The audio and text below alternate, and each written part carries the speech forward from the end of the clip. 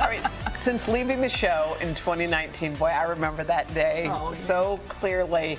After 11 years as my co-host, Kathie Lee Gifford has been on an incredible adventure. Okay, so she's written a screenplay. She's starting a film. She released 3 books. She's written and produced new music. She moved to Nashville. She married off both of her kids, and she got a star on the Hollywood Walk of Fame. How does she do it? How does she do it day after day? Well, today we are so thrilled because she is back in Studio 1A for the first time in more than 2 years with a new beautiful book. It's called The Jesus I Know. Kathie Lee, we're so happy you're home. I'm so happy, you guys. I'm so happy to see you all. No, I mean to see you all. And everybody's you are happy so without happy. being here. Yes. You're just happy. It's like coming out of your pores. There's a like kind of love glow to you. Well, I'm in love with where I live right now very much. I have a very sweet man in my life that is, you know, he's good for me, and we're good. I'm good for him, and that's all that I'll say about it, because there's nothing else to talk about. I mean, it really isn't. It's just anyway, yeah. And I love the creative world down there is unbelievable. There's every day I'm writing with somebody. Have a new single coming out in I think in January. I just wrote it. I wrote it with Louis York, our guys, my guys that you guys have fallen in love with, and it's an R&B song, and so it's not just that I'm performing them anymore. I'm very much involved. Does it come naturally, Kath? I mean, these collaborations, you just call up and say, "Hey, do you want to write with me?" And then everyone gets together. Yeah, these guys, Chuck and Claude, are 2 of my dearest friends down there. So we write. They're part of my new movie that's coming out in the spring, and we write. I guess we're up to about maybe 15 songs. I don't know. You lose track. I mean, when we just read everything you've done, which I don't think is everything you've done. No. But like, what does it feel like to take this type of leap and have this new lease on life? I mean, you feel like I've never seen you happier. I'm in a very beautiful season of my life, and I could not be more grateful for it. I feel settled. I feel, you know, it's rare in life where you think to yourself, is there anything missing? You know, that's what it feels like? That's what it feels like right now. It's, I guess, grandchildren, they're kind of missing, but that could be that's just temporary.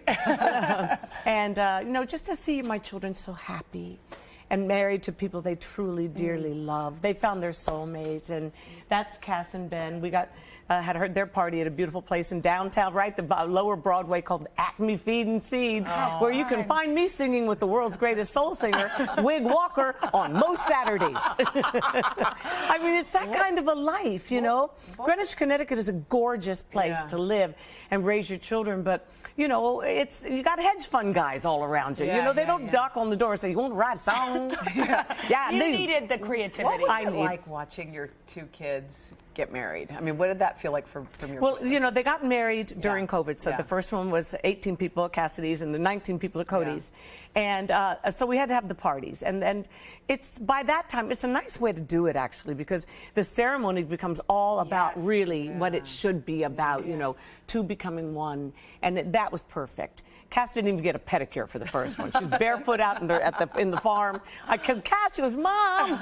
But you can see her in her gorgeous Monique Lullier gown when she finally got to wear her dress. And her husband, Ben Weirda, has been her childhood friend since she was 11 and he was 14. So they've loved each other for many, many years. So it's just, and it's a family, friends that we show. It's so weird. Yeah, it's like so fun. And I want, like, what do you tell them about marriage? What's your advice to people that are just starting? Oh gosh, my advice about marriage is when you make that vow, you better mean it. You know, it should be. They should make it harder to get married and easier to get out of it, as opposed to the other way around. Because you really should know what you're getting into, and you know, it should be a lifetime commitment. It rarely turns out that way, but people don't work at it hard enough. I don't think it's a little too easy to just say, that one didn't work out. Let's go on a dating app. And then usually you end up making the same mistakes twice and not learning from them.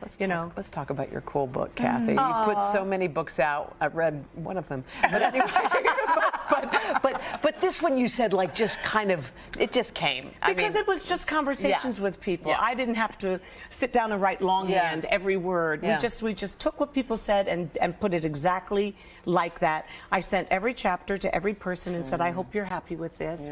And in a nutshell, it's 25 conversations with people who don't look like me, perhaps, don't worship like I do, don't believe maybe like I do, don't think or vote or any. It's the exact opposite of cancel culture. It's how about we start loving people again? How about we find common ground with people? How about we stop deciding that you don't fit this box, check that box, and so I want you to just get out of my planet, you know? When did that happen, and how did we let it? I love that you're inviting people to sit at the table and listen. Oh, that's what Jesus did. Jesus went out of his way to find people that were lost and lonely and broken and out of community and tossed away, garbage people we would call them, you know, homeless, and mentally ill. And, you know, it's like you can rip every one of those stories out of the headlines today. They're so relevant.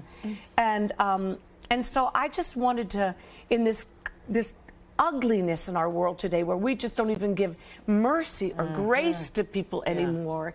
You know, even kids get canceled. They're kids. We don't give kids a chance to have a childhood yet. My daddy used to say to me, Kathie, I love you too much to deny you the privilege of making mistakes.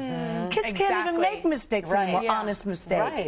And forget about it if you're on television. I don't think I could do what you and I used to do. Certainly not what I did with Regis. Are you kidding? In the world we live in today, I wouldn't know it lasted a week. As a result, fun goes out the window a lot of the times. Authenticity goes out of the window. I have always wanted to be a real person, an authentic person. Then if you don't like me, it's on an honest basis, and that's fine. I'll try to win you over. You know, I'll pray for you. But and eventually, even Howard Stern, you know, after 30 years of praying for the man. By the way, that was an incredible moment that happened right here. Miracles happen. Hey, thanks for watching our YouTube channel. Find your favorite recipes, celebrity interviews, uplifting stories, shop our favorite deals, and so much more with the Today app. Download it now.